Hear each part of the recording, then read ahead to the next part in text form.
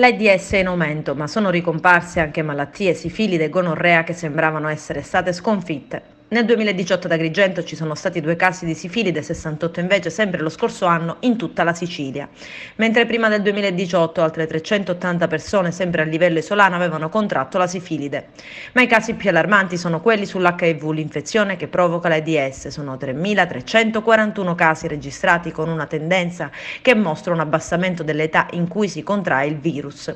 Agrigento però non è tra le province dove si sono registrati casi maggiori, come Trapani, dove se ne contano 247 ed Enna 61.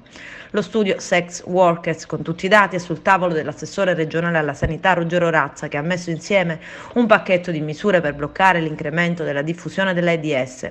Razza non ha fra l'altro nascosto l'analisi di partenza. C'è un aumento del ricorso alla prostituzione sia sul punto di vista di chi l'esercita sia da parte di chi ne usufruisce.